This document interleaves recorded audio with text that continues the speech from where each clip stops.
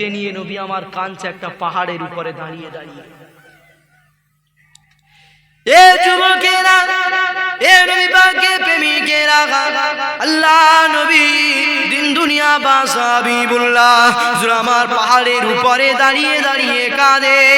আর ওই পাহাড়ের নিচে দিয়ে রাস্তা দিয়ে আবু জেহেল ঘোড়ার উপরে যেতে লেগেছে। এমন করে আবু জেহেলের চোখেতে পড়ে গেছে। মুহাম্মদ এমন করে পাহাড়ের উপরে দাঁড়িয়ে দাঁড়িয়ে কাঁদে।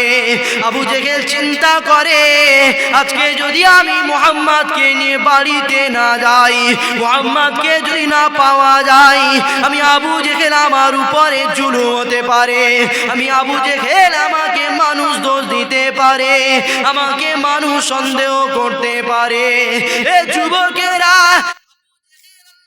কাছে পৌঁছে গেলেন। এ মুহাম্মদ কেন কাঁদো বলো? আল্লাহ নবী বলে, কোনো কারণ নয়, আমি এমনি খালি কাঁদতে গেছি। নবী পাকের কথা শোনার পরে আবু জেহেল আল্লাহ নবীকে বলতে লাগলেন, এ মুহাম্মদ ঠিক আছে, আমার ঘোড়ার উপরে ওঠো, চলো তোমাকে বাড়িতে পৌঁছে দিই। আল্লাহ নবী বলে, না, তোমার ঘোড়াতে আমি উঠবো না। আবু জেহেল জোর করে নবীকে ঘোড়ার পিছনে উঠিয়েছে। আবু জেহেল সামনে বসেছে, মুহাম্মদ রাসূলকে পিছনে বসিয়েছে। খোদার কসম, ঘোড়া এমন করে লাগাম টানে, ঘোড়া পা মারে, তথাপি এক পাও ঘোড়া আগে যায়নি। কেন? আল্লাহ নবী পাহাড়ের উপরে দাঁড়িয়ে দাঁড়িয়ে কাঁদছে। আর আবু জেহেল যাচ্ছিল ওই রাস্তা দিয়ে, আবু জেহেল দেখতে পেয়েছে। আবু জেহেল দেখে বলছে, মুহাম্মদ চলো বাড়ি চলো। নবী বলছে, না, যাব না। আবু জেহেল চিন্তা করছে, আমি তো মুহাম্মাদের কাছে এসেছি, আর একে বাড়ি নিয়ে যাইনি। কেউ যদি এই মুহাম্মাদের সঙ্গে আমি এক জায়গায় আছি এটা যদি দেখতে পাই, তাহলে মুহাম্মদ সাল্লাল্লাহু আলাইহি ওয়াসাল্লামকে যদি কালকে না পাওয়া যায়, কার উপরে দোষ আসবে? আবু জেহেলের উপরে। আবু জেহেল চিন্তা করছে, জোর করে হোক মুহাম্মাদকে ঘরে নিয়ে যেতেই হবে। আমার নবীকে আবু জেহেল ঘোড়ার পিঠে বসেছে আর নবীকে পিছনে বসিয়েছে, ঘোড়া আগে যায়নি। মুসলমান ঘরের ছেলে মেয়েরা, বারা তরুণেরা, এ নবী পাকের প্রেমিকেরা, আবু জেহেল ঘোড়ার উপরে জুলুম করে, অত্যাচার করে, তথাপিও ঘোড়া এক পাও আগে যায়নি। কেন আগে যায়নি? দিন দুনিয়ার বাদশাকে পিছনে বসিয়েছে, এজন্য ঘোড়া নারাজ হয়ে গেছে। ঘোড়া এক পাও আগে যায়নি। ঘোড়ার উপরে আবু জেহেল জুলুম করে, ঘোড়াকে মারতে লেগেছে, তথাপিও ঘোড়া এক পা আগে যায়নি। এমন করে ঘোড়া আল্লাহকে বলতে লেগেছে, ও রব্বি আল্লাহ পাক, আপনি আমার জবানকে মানুষের মতো করে দেন, আপনি আমার জবানটা খুলে দেন, আমি এমন করে আবু জেহেলকে কারণটা বলবো। আল্লাহ পাক ঘোড়ার জবান খুলে দিয়েছে। ঘোড়া আবু জেহেলকে বলতে লেগেছে, এ আবু জেহেল, আমি এক পা আগাবো না যদি মুহাম্মদকে সামনে না বসাবে। ঘোড়াও আমার নবীকে চিনে গেছে। আবু জেহেল সামনে বসেছে, নবীকে পিছনে দিয়েছে, আগে যায়নি। ঘোড়ার জবান আল্লাহ খুলে দিয়েছে। ঘোড়া বলছে, আল্লাহ, এইরকম সৌভাগ্য কখনো হয়নি, আমি ভাবিনি যা আমার উপরে দিন দুনিয়ার বাদশা তাশরিফ আনবে। আমি বুঝতে পারিনি যে আমার উপরে দোজাহানের সুলতান আসবে। আল্লাহ, আমার নসিব অনেক ভালো, কিন্তু আল্লাহ আমি ততক্ষণ আগাবো না যতক্ষণ না আবু জেহেল মুহাম্মদ রাসূলকে আবু জেহেলের সামনে না বসাবে। জোরে বলুন সুবহানাল্লাহ। আল্লাহ আবু জেহেলের জবান খুলে দিয়েছে, ঘোড়ার জবান খুলে দিয়েছে।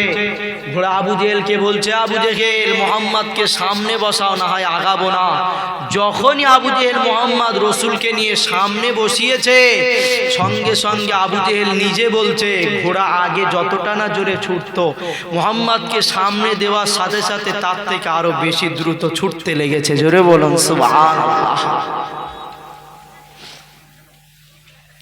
মুসলমান ঘরে ছেলে মেয়েরা, বারা তরুণেরা, এ নবী পাকে প্রেমিকেরা, যখনই নবী পাকে ঘোড়ার সামনে বসানো হয়েছে, এমন করে সঙ্গে সঙ্গে ঘোড়া ছুটতে লেগেছে। ঘোড়াকে কোনো লোকেশন দেখাতে হয়নি, ঘোড়াকে ডাইনি বাই দেখাতে হয়নি, ঘোড়া ছুটে ছুটে ছুটে ছুটে নবী পাকের বাড়ির সামনে গিয়ে বসে গেছে। আরো জোরে বলুন সুবহানাল্লাহ। নবী ওই ঘোড়াটা কার বাড়িতে যাওয়ার দরকার ছিল? আবু জেহেলের। কেন ঘোড়াটা কার? আবু জেহেলের। কিন্তু আব্দুল মুত্তালিবের বাড়ির সামনে গিয়ে বসে গেছে। জোরে বলুন সুবহানাল্লাহ। নবীকে ঘোড়াও চিনে গেছে। ওই আবু জেহেল আব্দুল মুত্তালিব তার ঘরেতে পৌঁছে দিয়েছিল মোহাম্মদ রসুলকে, আর বলেছিল, শোনো তোমরা এই বাচ্চাটাকে আদরে রাখবে, ভালো করে রাখবে। কেন? ইনি সাধারণ কোনো মানুষ নয়, ইনি একটা মহান ব্যক্তি হবে। জোরে বলুন সুবহানাল্লাহ। মুসলমান ঘরে ছেলে মেয়েরা, বারা তরুণেরা, এ নবী পাকে প্রেমিকেরা, আল্লাহ নবী যখন 8 বছর বয়স ছিল, আবু জেহেল নবীকে আদর করে চুমা দিয়ে ঘোড়ার উপরে বসিয়েছিল। নবী পাকে যখন 8 বছর বয়স ছিল, আবু জেহেল নবীকে আলামিন লকাব দিয়েছিল। নবী পাকে যখন 8 বছর বয়স ছিল, আবু জেহেল নবীকে মহান ব্যক্তি লকাব দিয়েছিল। যখনই নবী 40 বছর পেরিয়ে একদিন হয়ে গেছে, নবী পাক যখন নবুয়ত পেয়ে গেছে, নবী পাক যখন তাওহীদের বাণী মানুষকে শোনাতে লেগেছে, তখনই ওই আবু জেহেল নবী পাকের বিরুদ্ধে চলে গেছে। ওই আবু জেহেল নবীকে চড় মেরেছে, ওই আবু জেহেল নবীর উপরে জুলুম করেছে। কেন জুলুম করেছে? একটাই কারণ, শুনে রেখে দেন।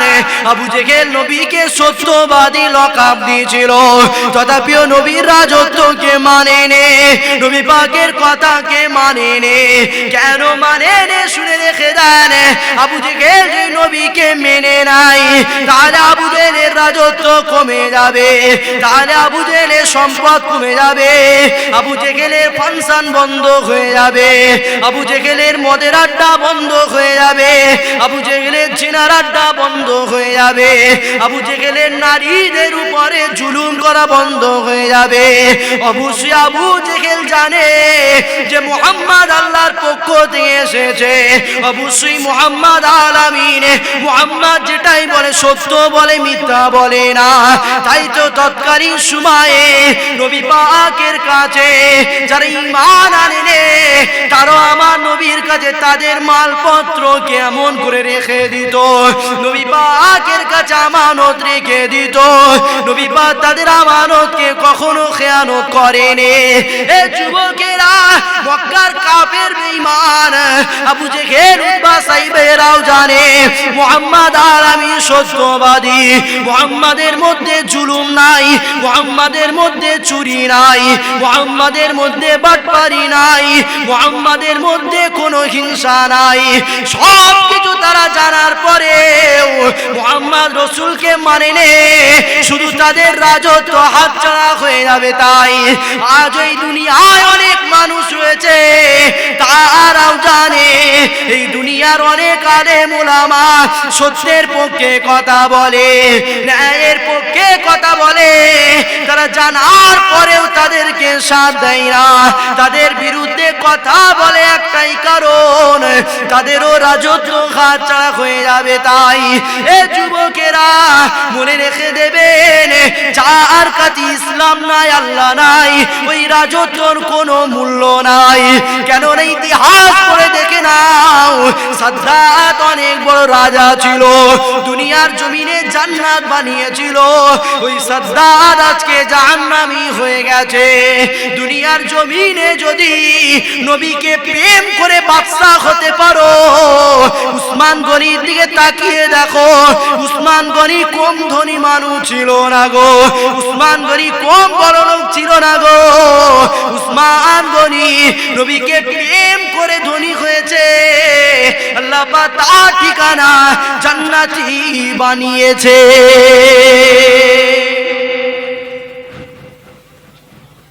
তাহলে যেটাই করো সর্বপ্রথমে নবীকে প্রেম করতে হবে। নবীকে প্রেম না করলে কোনো উপায় নাই। সাহাবাদের জিন্দেগি দেখো, সাহাবারে এত বড় বড় লকাব পেয়েছে শুধুমাত্র নবীর প্রেম করেছে তার। কেন নামাজ রোজা হজ যাকাত কোনো মূল্য নাই নবীর প্রেম ছাড়া। যেখানে নবী নাই নামাজ রোজা হজ যাকাতের কোনো মূল্য নাই। কেন আল্লাহ নবী যখন মক্কা জমিতে চলে এলেন, আল্লাহ নবী মদিনা জমিনে রয়েছে, এমন সময় আল্লাহ নবী হযরত উসমান গনিকে পাঠালেন, এ উসমান যাও মক্কা জমিনে চলে যাও, মক্কার মানুষকে শুনিয়ে দাও মুহাম্মদ রাসূল মক্কা জমিনে কাবাকে তওয়াফ করার জন্য আসবে। যখনই উসমান গনি মক্কা জমিনে চলে এসে আবু জেহেল উতবা সাইবা আবু লাহাব এদের কাছে খবরটা পৌঁছে দিয়েছে। এমন করে তারা বলতে লেগেছে, না মুহাম্মদকে মক্কা জমিনে আসতে দেওয়া যাবে না, না মুহাম্মদকে কাবা তওয়াফ করতে দেওয়া যাবে না। এ যুবকেরা, তরুণেরা, বাপেরা যখন এই কথা বলেছে হযরত উসমান গনি মুখ ঘুরিয়ে চলে আসতে লেগেছে। মক্কা জমি ছেড়ে দিয়ে আবারও মদিনাতে আসতে লেগেছে। উসমান গনি চাচাতো ভাই এমন করে উসমানকে বলতে লেগেছে, এ উসমান তুমি যখন এসেই পড়েছো মক্কার জমিনে, তাহলে এমন করে কাবাতে তওয়াফ করে চলে যাও। হযরত উসমান গনি জবাব দিয়েছিল যে কাবা রাসূলে তওয়াফ করার পারমিশন নাই, ওই কাবাকে আমি উসমান আমিও তওয়াফ করব না। আরো জোরে বলুন সুবহানাল্লাহ। এর নাম রাসূলের প্রেম, এর নাম রাসূলের প্রেম। কাবার থেকেও মুহাম্মদ রাসূলকে বেশি সম্মান দিতে হবে। জোরে বলুন সুবহানাল্লাহ। সাহাবারা শিখিয়েছে, সাহাবাদের দেখি ঈমান আনতে বলেছে আল্লাহ, ওই সাহাবারা শিখিয়েছে। উসমান গনিকে তারা বলছে, কাফেররা বলছে, তার চাচাতো ভাই বলছে তুমি যখন এসেই পড়েছো কাবাটায় তওয়াফ করো। উসমান গনি বলছে যে কাবা মুহাম্মদ রাসূলের তওয়াফ করার পারমিশন নাই, ওই কাবাকে আমি উসমান আমিও তওয়াফ করি না। উসমান গনি মুখ ঘুরিয়ে চলে গেলেন। জোরে বলুন সুবহানাল্লাহ। দরুদ শরীফ আল্লাহুম্মা সাল্লি আলা।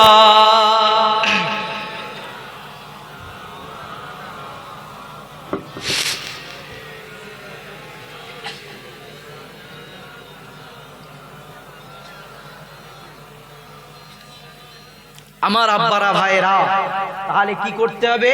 আল্লাহ আমার নবীকে আমার তোমার জন্য মডেল বানিয়েছে, সেই মুহাম্মদ রাসূলের জিন্দেগি ফলো করতে হবে। মুহাম্মদ রাসূলকে প্রেম করতে হবে, ভালোবাসতে হবে। ইতিহাস পড়ে দেখো, যারাই নবীকে প্রেম করেছে তাদের উপরে জুলুম এসেছে। আর আজও যদি কেউ নবীকে প্রেম করে নাই তার উপরেও জুলুম আসবে। তবে সে জুলুমের শিকার হয়ে জানমাল সব কিছুর থেকে যদি মুহাম্মদ রাসূলকে ভালোবেসে যেতে পারে, আল্লাহ সে কবরে শোয়ানো হবে, তার কবর সঙ্গে সঙ্গে জান্নাত হয়ে যাবে। জোরে বলুন সুবহানাল্লাহ। মুসলমান ঘরে ছেলে মেয়েরা, বারা তরুণেরা, এ নবী পাকে প্রেমিকেরা, আল্লাহ নবীকে একজন প্রেম করেছিল যার নাম ছিল হযরত আব্দুল উজ্জা। এ যুবকেরা, তরুণেরা, বাপেরা, এই নামের মানে হলো উজ্জার বান্দা। তৎকালীন সময়ে এমন করে আমরা যাকে আল্লাহ বলে মেনে নিয়েছি, তারা তো আল্লাহকে আল্লাহ বলে মানে রে। পাথরকে কেটে কেটে ডিজাইন করে বানিয়ে বানিয়ে তারা এমন করে নকল খোদা বানিয়েছিল। এ যুবকেরা, তরুণেরা, বাপেরা, তৎকালীন সময়ে তাদের একটা খোদার নাম উজ্জা ছিল। এমন করে তাই তার নাম হয়েছিল আব্দুল উজ্জা, উজ্জার বান্দা। এ যুবকেরা, তরুণেরা, বাপেরা, ওই আব্দুল উজ্জা আল্লাহ নবীকে প্রেম করে নিয়েছে। এমন করে তার আব্বা জান দুনিয়া জমিতে বিদায় নিয়েছে। হযরত আব্দুল উজ্জা চাচার কাছে লালন পালন হয়েছিল। এমন করে একটুখানি বড় হয়েছে। আব্দুল উজ্জা এক তারিখে তার চাচাকে ডেকে বলতে লেগেছে, ও আমার চাচা, মক্কার জমিনে একজন মানুষ এসেছে যার নাম হযরতে মুহাম্মদ সাল্লাল্লাহু আলাইহি ওয়াসাল্লাম। ও আমার চাচা জান, ওই মানুষটা সম্পর্কে আপনার রায় কি বলেন? ওই মানুষ সম্পর্কে আপনি কি জানেন বলেন? ওই মানুষ সম্পর্কে আপনার জানা থাকলে বলেন।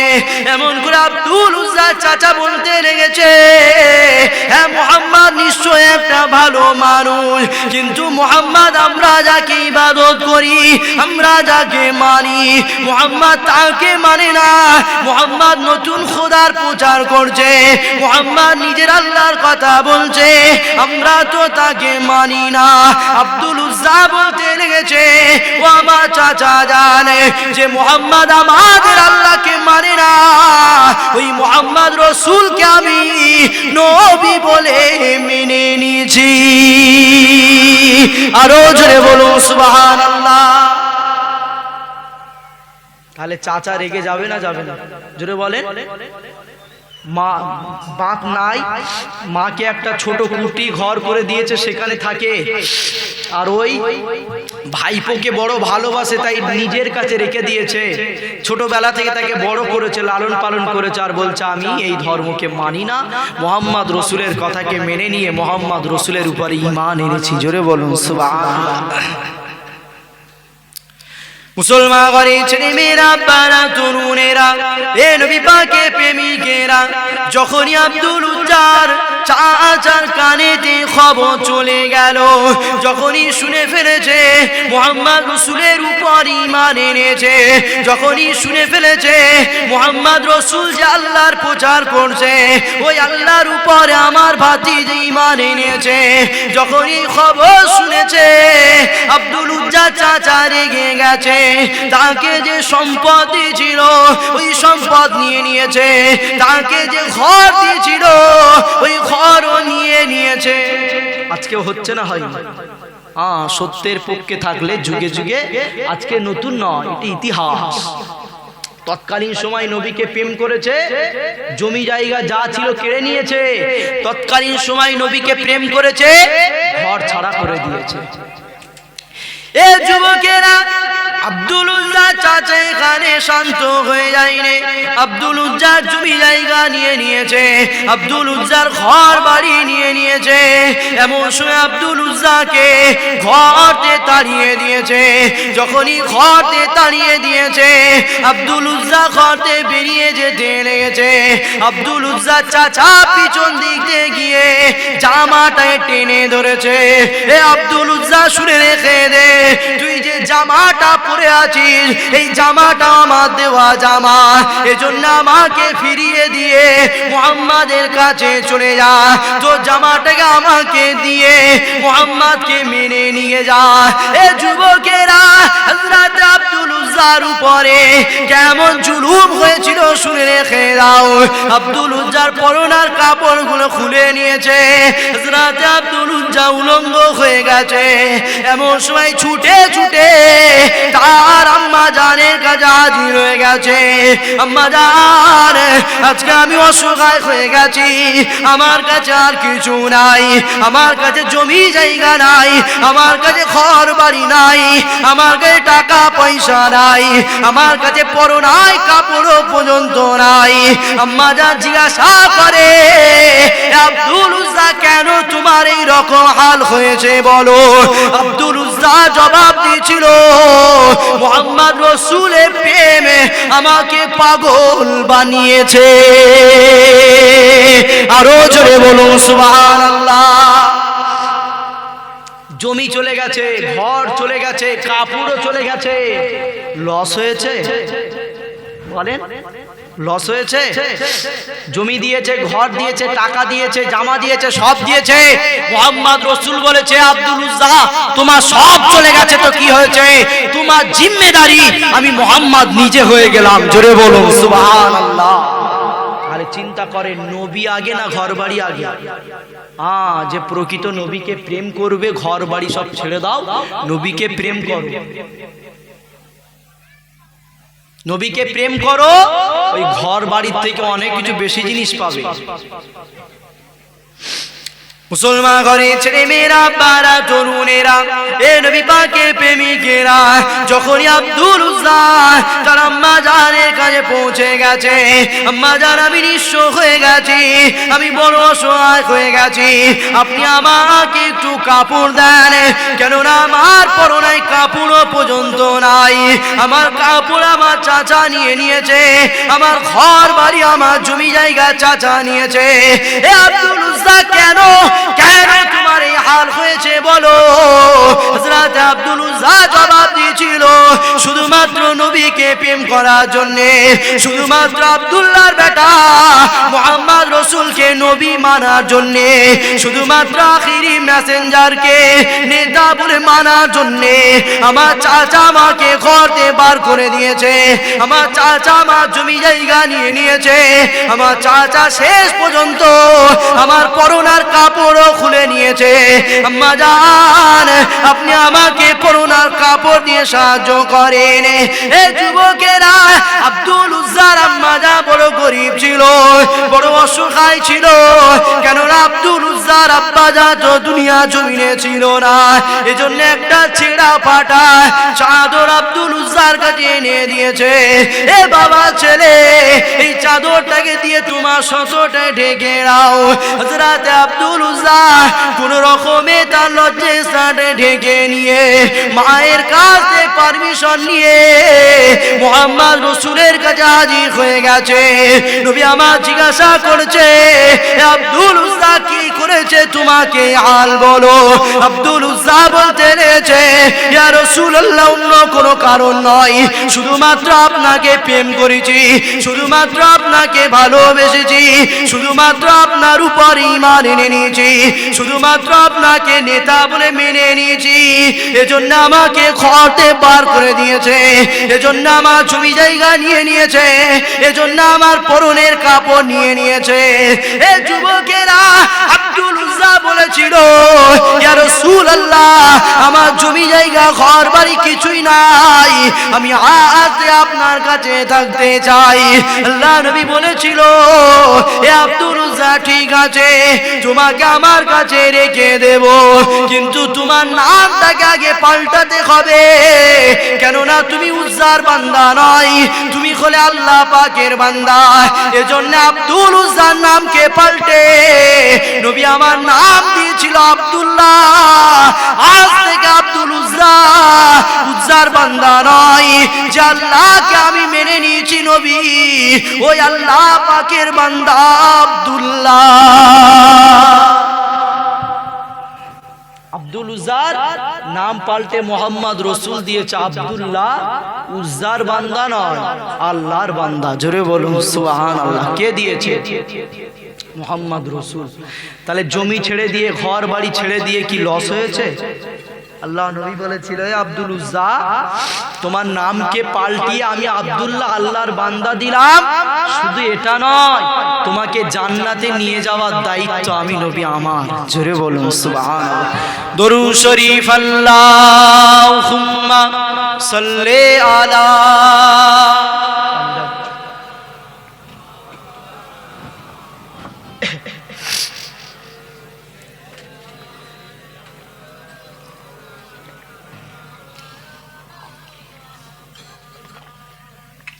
আমার আব্বারা ভাইরা, নবী যখন বলেছে আমি দুনিয়ায় শিক্ষক হয়ে এসেছি, শিক্ষার মর্যাদা অনেক আছে, আজকে আর আলোচনা করার সময় নাই, তো শিক্ষার মর্যাদা রাসূল অনেক দিয়েছে, তাই মুসলমান শিক্ষা থেকে দূরে চলে যাচ্ছে।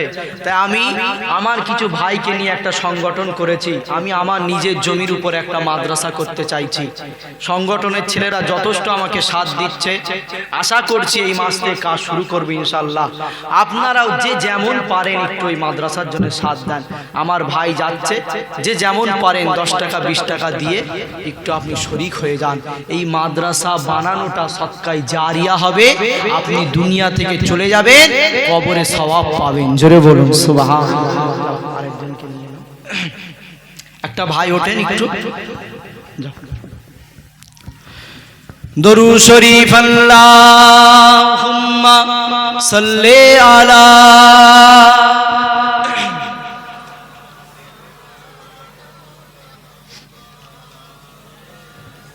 আপনি আসেন।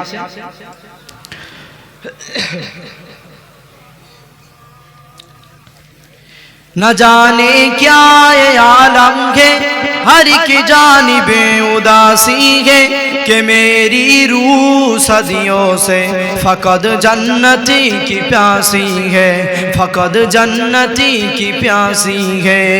न जाने क्या ये आलम है, हर की जानिबे उदासी है कि मेरी रूह सदियों से फकद जन्नती की प्यासी है, फकद जन्नती की प्यासी है।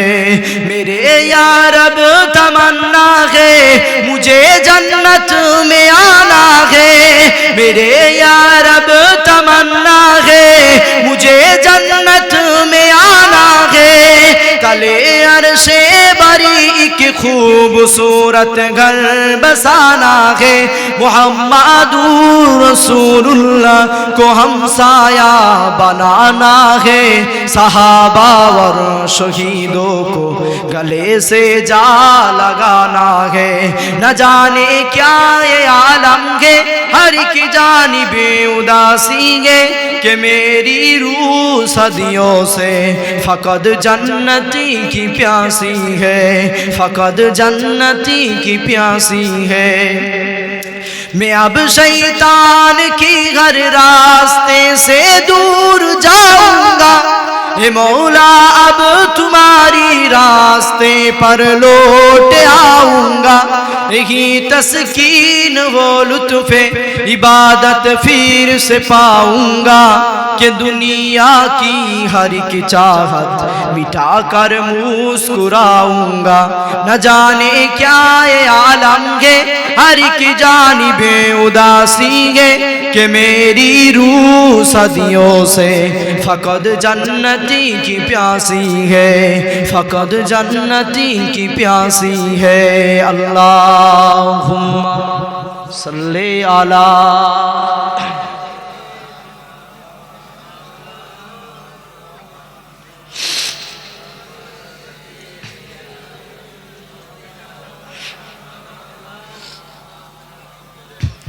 আমার আব্বারা ভাইরা,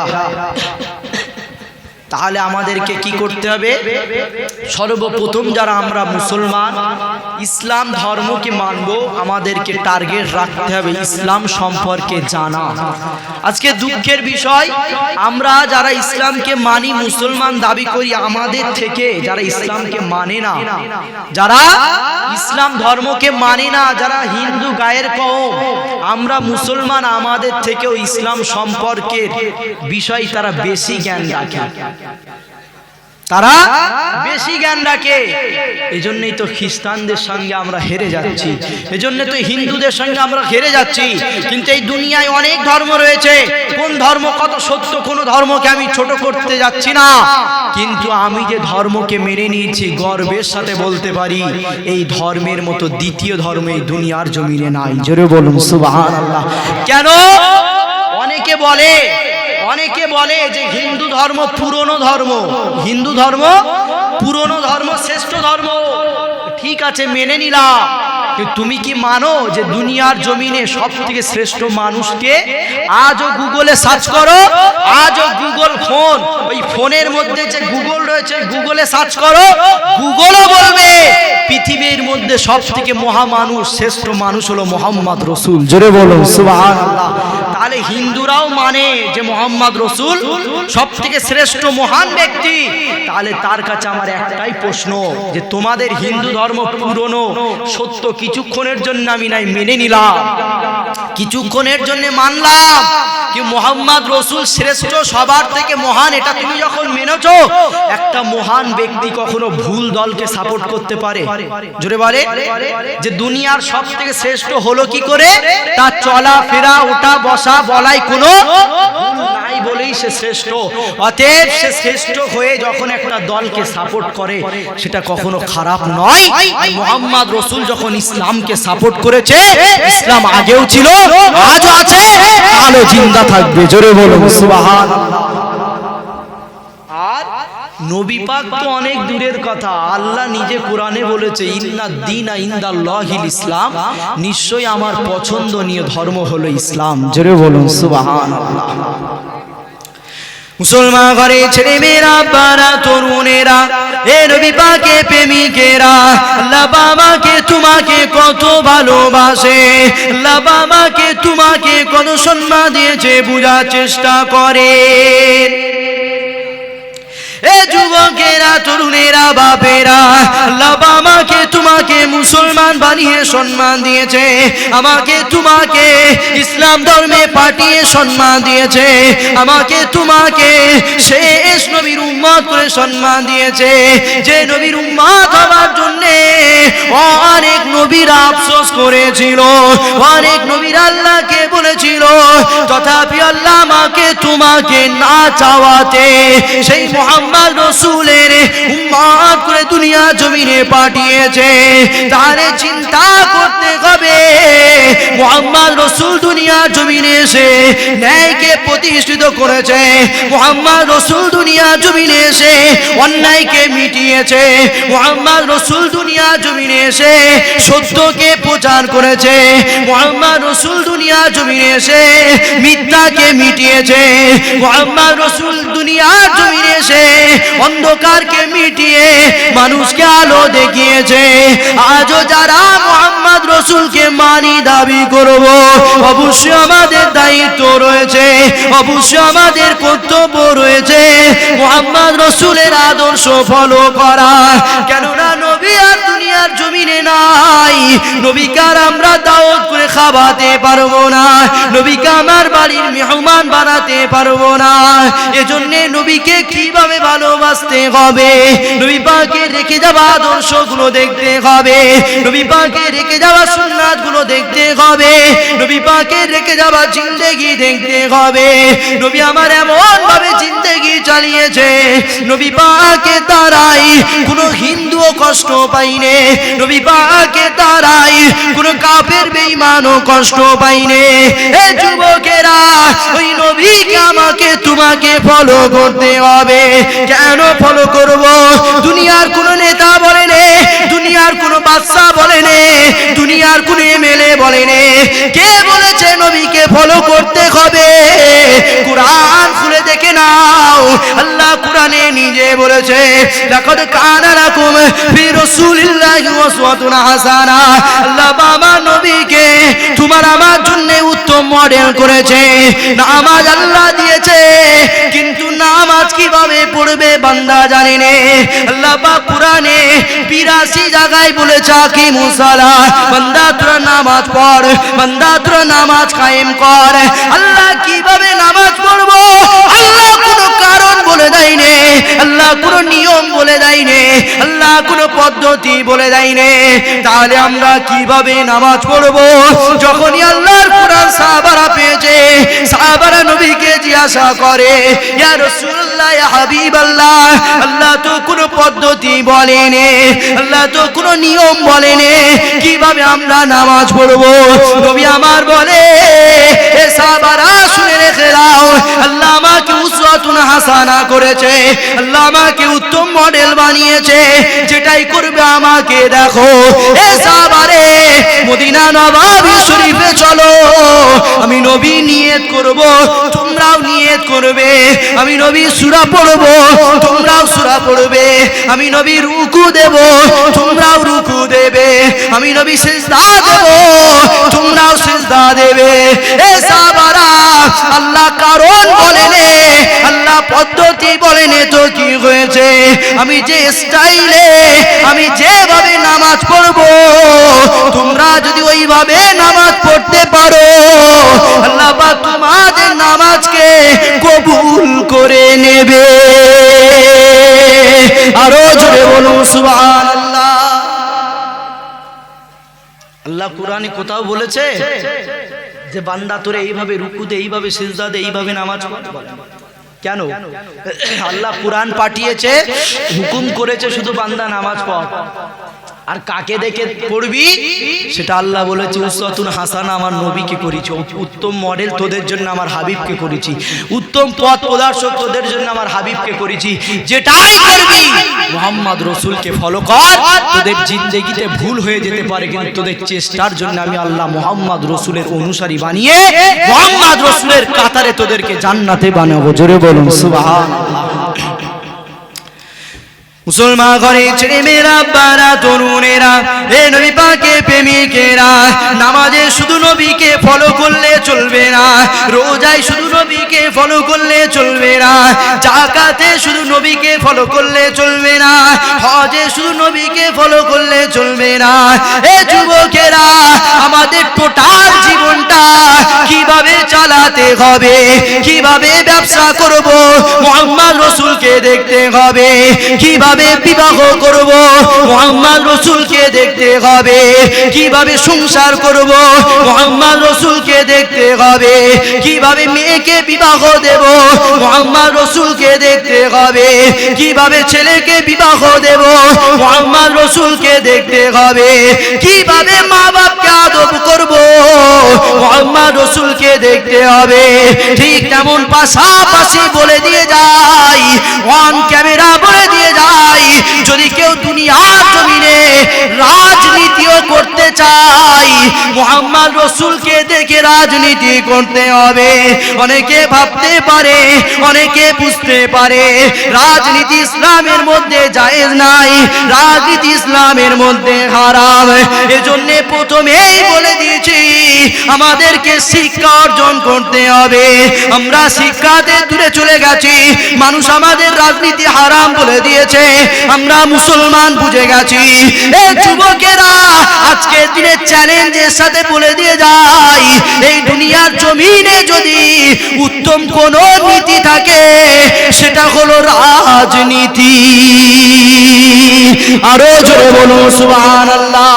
কেননা নবী আমার আজ ১,৫০০ বছর আগে, এমন করে ১০ বছর নবী আমার নিজে শাসক হয়েছিল, নবী আমার দেশ চালিয়েছিল। কিভাবে দেশের মানুষ নিরাপদে থাকবে, কিভাবে মানুষ সেবা পাবে, কিভাবে গরিবেরা অধিকার পাবে, এগুলো মুহাম্মদ রসুল শিখিয়েছে। নামাজ পড়লে নবীকে দেখে, রোজা রাখলে নবীকে দেখে, হজ করলে নবীকে দেখে, যাকাত দিলে নবীকে দেখে, এইরকম মাহফিলে এসে বসলে নবীকে দেখে, টুপি পরলে নবীকে দেখে, দাড়ি রাখলে নবীকে দেখে, জুব্বা পরলে নবীকে দেখে, সব পরলে নবীকে দেখে তাকবীর দেন। নারায়ে তাকবীর, নারায়ে তাকবীর। সিলসিলা হক ফুরফুরা শরীফ, ভাইজান হুজুর পীর কেবলা, নারায়ে তাকবীর।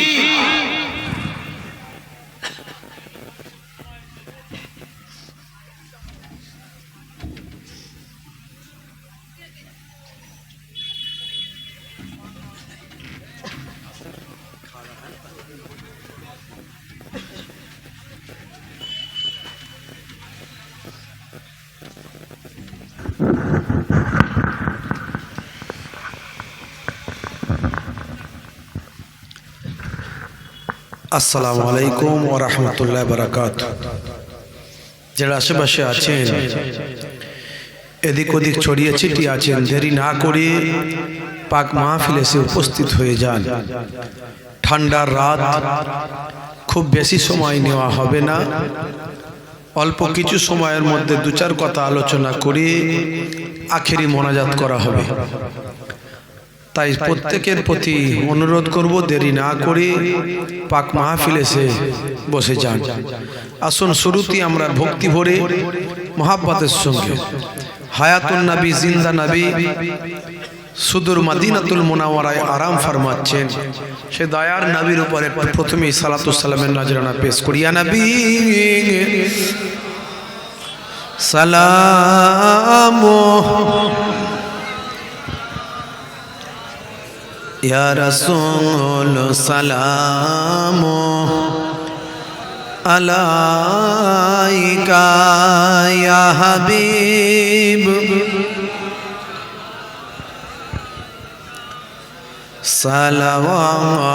সালাওয়াতুল্লাহ। আজ है ईद مبارک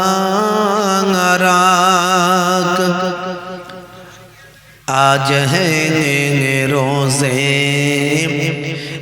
مسرات